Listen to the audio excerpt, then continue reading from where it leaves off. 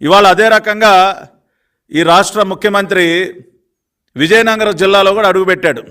మరి అక్కడ కూడా లెక్క బాగా తేల్చుకోవాల్సిన లెక్క చాలా ఉందండి. ఎందుకంటే విజయనగరం జిల్లాలో ఒక భారీ అవినీతి తిమింగళం అక్కడ కూర్చునుంది. మనందరికీ తెలుసు కదా, బొత్స సత్యబాబు ఫ్యామిలీ మింగేస్తూ ఉన్నారు. జిల్లా మొత్తాన్ని కూడా పూర్తిగా జిల్లాకి క్షౌరం చేస్తూ ఉన్నారు. మొత్తం ఇది ఫ్యామిలీ ప్యాకేజ్ కదండి. బొత్సాది సింగిల్ అకౌంట్ కాదు, అది జాయింట్ ఫ్యామిలీ అకౌంట్ అది. కాబట్టి జగన్ రెడ్డి గారికి చాలా టైం పడుతుంది. విజయనగరం లెక్క తేల్చుకోవాలంటే, అక్కడ వీళ్ళు చేసినటువంటి దోపిడీ లెక్కలు తేలాలంటే పాపం 4-5 గంటలు, మినిమంగా 4-5 గంటలు ఫ్యామిలీ మొత్తాన్ని కూర్చోబెట్టి లెక్కలు తేల్చుకోవాలి.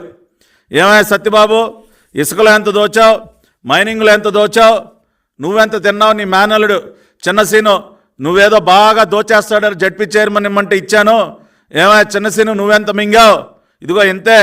మళ్ళీ ఫోన్ చేస్తాడు మధ్యలో. తాడేపల్లి కొంపలో ఒక చిత్రగుప్తుడు ఉన్నాడు కదా, జీతగాడు సజ్జల, ఫోన్ చేస్తాడు. ఏమయ్యా సజ్జల, చిన్నసీను లెక్క ఎంత రావాలి, మనకి ఎంత వచ్చింది, ఇంత రావాలా, ఇదిగో ఇంత రావాలంటే బస్సులే 4 మూటలే బస్సులో. ఏమయ్యా సత్యబాబు నీ పరిస్థితి ఏంటి, ఇలా మొత్తం ఒక్కొక్కరిని కూర్చోబెట్టి అడుగుతాడు. ఏమయ్యా గజపతి నగరం, ఏమయ్యా అప్పల నరసయ్య ఏంటి నీ సంగతి ఏంటి, ఇక బాగా ఇంత మింగావు కదా, ఇంత పెండింగ్ ఉంది లెక్క సెటిల్ చేయి, లేదంటే ఆ నెల్లిమల్ల అక్కడ అప్పలనాయుడు, మొత్తం ఫ్యామిలీ కదా.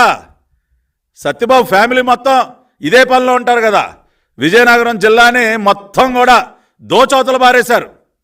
కాబట్టి జగన్ రెడ్డి వాళ్ళ విజయనగరం జిల్లా దేనికి వెళ్ళాడంటే, ప్రతి జిల్లాలో ఏ విధంగా అయితే తన అవినీతి దోపిడీకి సంబంధించినటువంటి లెక్కలు తేల్చుకుంటా ఉన్నాడో, ఇవాళ విజయనగరం లెక్క తేల్చుకోవడానికి ఇవాళ విజయనగరం జిల్లాలో అడుగుపెట్టాడు.